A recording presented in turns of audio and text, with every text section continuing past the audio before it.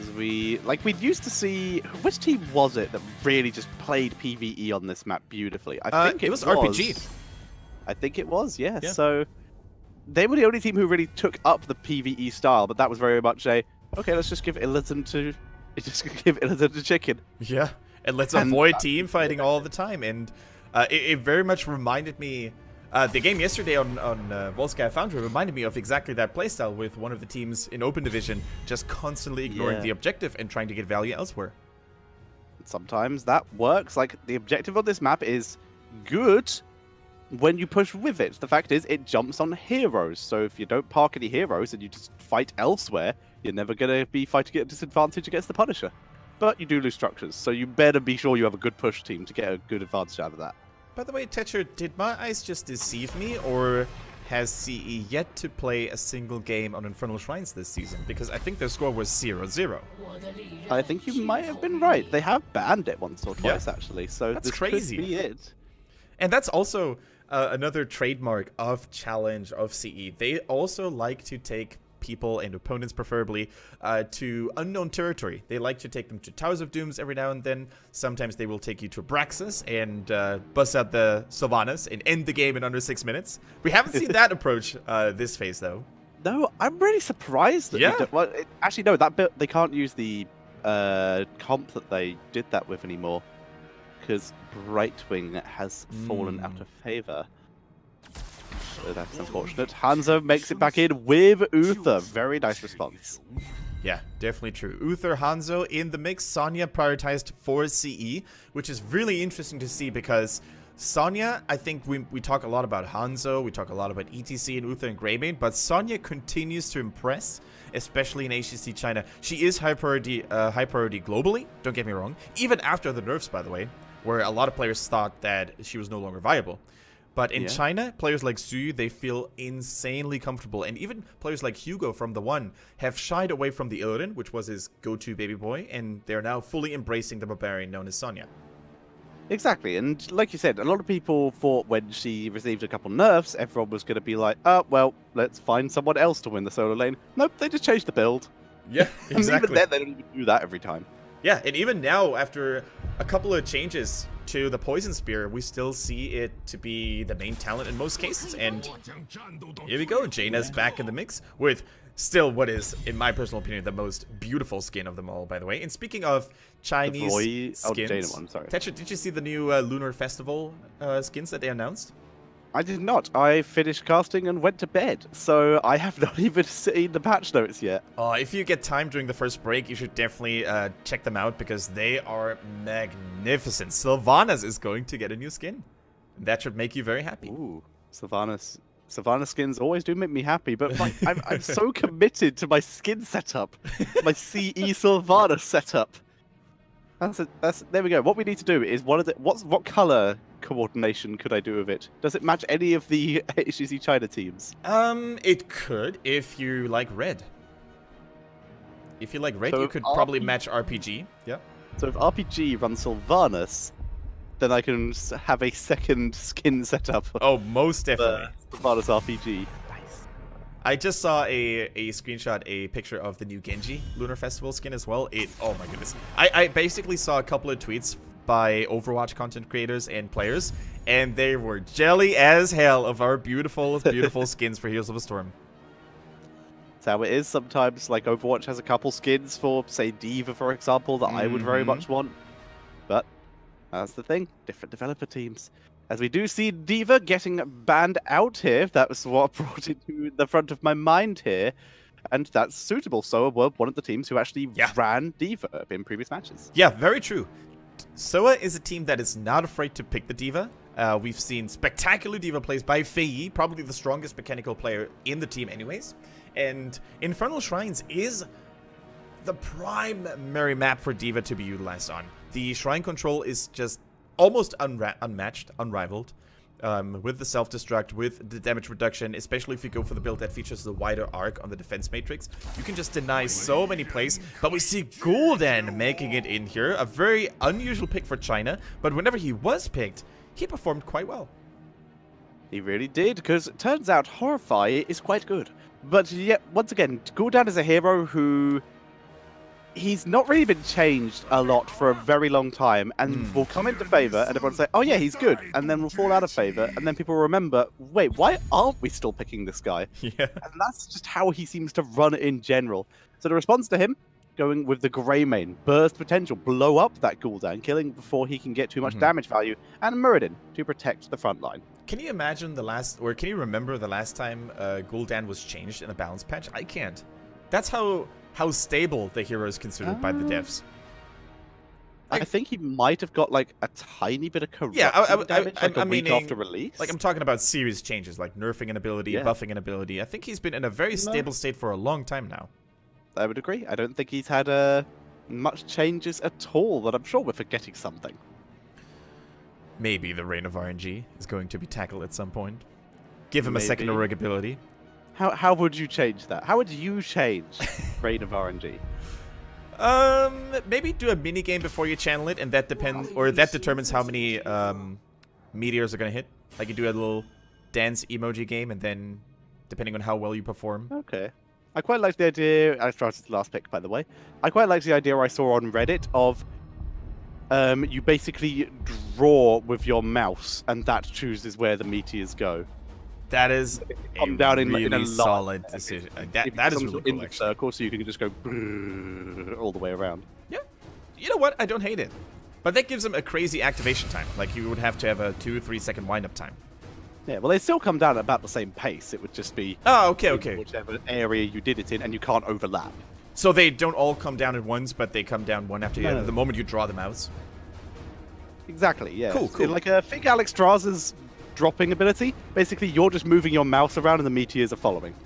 By the way, teacher, what in the world is going on here? We have Alexstrasza and Uther for Soa, and we have a solo tank Anubarak. That is highly unusual for China, but I'm kind of digging it.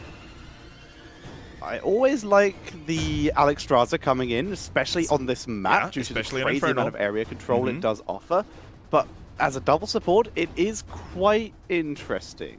Yeah, it really is, and especially if you consider Anubarak as the solo tank, he could oftentimes struggle from the lack of follow-up potential, because Anubarak thrives in those environments where he has another heavy crowd control source immediately following his Impale, the Burrow Charge, but Uther is, you know, while he does have a follow-up stun, he normally isn't really that close to enemy ranged assassins. So let's see if they can make this draft work, because CE's draft looks very much like the same old, with the Jaina, the Sonya, the Rhaegar, just like last game. And, yeah, Soa, game 2. This is everything on the line here for them in this series. It is indeed, but here is the team looking to shut them down and achieve a solid 2 points. It is CE, with a Lufal on Greymane, Wind on Muradin, KTY, playing on the Jaina, 365 on the Rhaegar, and Zuyu on Sonya. And their opponents in the red. With a rather unusual Chinese draft, we have Fei on the Alexstrasza, Uncle G plays my man Uther, TY is playing Gul'dan, Klong on the Anubarak, and Molly finally managed to get his hands on Hanzo. And Hanzo, second game in a row. Yeah, second game in a row. Really good for him. They didn't really win the first one, which is always a little bit, I don't want to say cool to see, but it's definitely good to see that Hanzo does not always equal an automatic win, which a lot of community members actually like to think of right now. That is very much true, as Fei, the player who we usually see on stuff like Sonya's and Dahaka and stuff like that, bringing out the Alexstrasza here. Interesting to see, and going for a abundant style build. Yep. And we've got to talk about this abundance style build here, because I think it's one of those rare cases in which a talent build that you see in HGC is not always the best choice for your daily Hero League or Team League matches, because these teams here that you see on camera are going to have insane communication and coordination as well. So you can really time your circles very, very well, and you can also be sure that most of your allies are actually going to walk inside. Whereas in Hero League, where communication is not really that well developed, oftentimes you won't get the full value of an abundance style build. And there's a lot of heroes like that, aka I'm sure you have had, just like I have had, repeated experiences of yelling at your screen, "Take the portal! Please! Please get in the portal." Very true, very true. And there's also if you go for that abundance style build, there's a lot of heroes like a Jaina, for instance, that could punish your team grouping and clumping up in that circle. If you drop a Ring of Frost on top and maybe a Blizzard, all of a sudden the damage is going to outshine all the healing that could have been done by Alexstrasza. Exactly. I think I just told Grubby about this one yesterday. The Alarak of the Storm, which I know you like as well. Very funny comic. Great guy, great guy.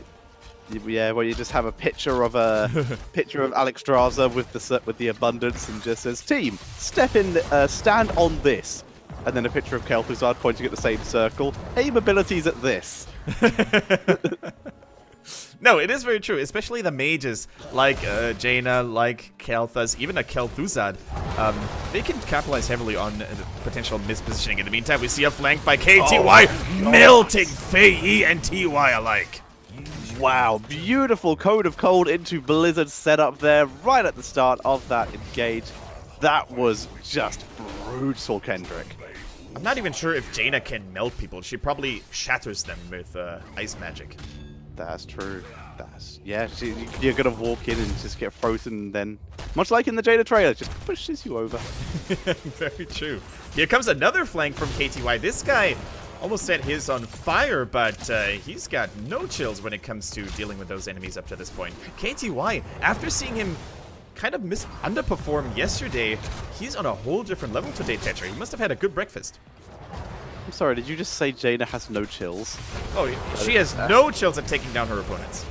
Murdered, getting crowd controlled very heavily. The healing totem is somehow enough. Beetle, get him! The Fell Flame, Molly over the wall, but not enough. Looful, turning it round. Corruption, though, run to Rhaegar, gets the heal, dodges the Fell Flame, and now it's 365 versus TY, Orc versus Orc. Careful, Looful. The heal's too much. If that heal hadn't come through, I'm pretty sure Looful might have tried to make the play. The double doggo synergy, best friends forever, because that was exactly how you're supposed to play. I think 365 on the comms was shouting, "Get to me, get to me, get to me!" And in here, Rhaegar would have been, or Greymane would have gone farther and farther away from the support, and he would have died a slow and painful death to Gul'dan's corruption. But here, beautiful save, beautiful communication. Has an entire hit point worth of green, but still tries to port. Yeah. That's always my favorite one. I don't think there's a single poison ability that you can out-B except maybe maximum Lunara damage. Yeah, maybe. Lunara definitely has one of the slower ticking poisons, especially when it's not fully stacked on a single hero, but Gul'dan's corruption ticks super fast. Yeah. Kirby can, but that's broken. As we do see the entirety of CE except for Jaina, who remains in bot lane, pushing in with this, but Wind just holding the line. He's just making sure there is no defense. This likely means that they don't intend to go too much further, but do intend to put on pressure due to the fact that the Punisher still has a reasonable amount of health, but they don't want to get caught out of position. They're trying to break down the wall piece here as fast as they can, and that is exactly what you're supposed to do. The side walls have a significantly lower HP pool than the gate, so if you want to follow up, which CE is not doing at the moment, but if they wanted to follow up on the John Cena smash, then they should have definitely done so by leaping over the wall piece or destroying the wall piece and then follow up there instead of the gate. Molly taking a little bit of damage, but easily able to stay in a very safe position and not get caught out. Wind finds a rotating Anubarak and slows down that rotation via hammer diplomacy. And Tetra, CE is just rocking this game. A clean 2-level lead here over Soa. And not really a lot has happened, right? It's only 5 kills to 1 after 5 minutes. Although for China, I mean for China that is not really the biggest of deals, but in other regions that would be hype AF. But not really that many spectacular plays were made. It's mostly just CE out-rotating and out-macroing their opponents, I feel. I would agree. They're not doing anything exceptional. They're just playing better right now. And that is a very simple and easy way to take the lead. Dragon is procced here to give Fei a chance to escape as he was engaged. Water Elemental seems to be distracted and is dying to minions. It does go down. But the fact is that Dragon Queen form does save Alexstrasza. Alright, in the meantime, Alufal getting chunked down a little bit, gets the minus armor provided by Hanzo there as well. Murden now in trouble, 2 stuns to the face, but he's still alive because he's a tanky dwarf. Not even breaking a sweat, he still would have had the avatar as well. The Ancestral was ready as well in the case of a dire emergency. So yeah, Molly trying the best he can to keep those enemies at bay, but without level 10, it's gonna be Not an easy task. I remember this Wind style. This is something I've kind of missed. Wind Oh, on it's Muradin so good. It's so good. so far forward because he can. Yeah. Muradin, why are you going in that deep? Because I can, laddie. Yeah, I am both your ward, your protection, and your scout all in one. And you're engaged if they come out too far. Yeah, very true. So, level 10 is here now, but that's good news for Soa. However, bad news is level 13 is already around the corner for CE as well, so they will find themselves in this never-ending circle of, yay, we caught up, oh no, we're behind again. Yeah, they don't. So they do need to probably try and make something happen, because like you said, 13's going to hit, but Soa are trapped so far back near their own base. Level 10 into 13 is not as bad, though, as level 9 into 10. Definitely true, and I wonder if Soa is going to start making risky plays relatively soon, because the longer they drag this out, I feel like the more they're going to fall behind. Because even if it's a really well-balanced map like Infernal Shrines... Oh, hold that thought, by the way. Anubrak in a lot of trouble. Horrify completely misses here, thanks to the disengage from Greybait. Cleansing Flame going to do a little bit of damage, but overall the result is a null in terms of kills. Looking for Molly, but Molly finds a wall and leaps over it. Good damage from Gul'dan onto Zuyu, but Zuyu, standing in that healing totem, will survive. Yeah, very true. And let's see if Soa is going to pursue the battle. Top lane is getting heavily pushed in by a mercenary camp, by the Fallen Shaman camp. And keep in mind, guys, the Fallen Shaman camp is one of the few camps that can actually single-handedly take down a keep. In the meantime, Jade in a lot of trouble. KTY actually dying to the Beatles here if he's not careful. Will free a Lufel so that they have that extra damage output. They finally find the target, able to kill off KTY. Now looking for Faye. Beautiful Stormborder cleanse to try and save him. Faye turning around, nice wind buffet, and from behind, coming in, it's Molly, able to pick off Sonya. Hanzo to the rescue. Jaina wasn't really in that fight anymore because she had to heal, and he's too slippery, man. His trait, the natural agility, is so good. It's really good. That is a insane escape there. Able to pick up the kill, even up the kill count here. Gul'dan, though, he takes a slightly longer port back to base via a death screen, but is still not able to save that top keep. And that's exactly what I was talking about earlier. The Fallen Shaman camp is so powerful if left unattended. It can take down keeps single-handedly. And that's why I was also wondering whether Soa would fully commit because they are running out of time in a longer skirmish, or if they would actually back off again and try to defend the top first and then maybe defend another Punisher. But they're really running out of time altogether because Punisher after Punisher, they're going to lose more structures. And at some point, if you find yourselves 3 levels behind, although you're not on the same talent tier, you will have to risk a fight and go for a Hail Mary attempt, because if you drag it out artificially, it's only going to get worse from there.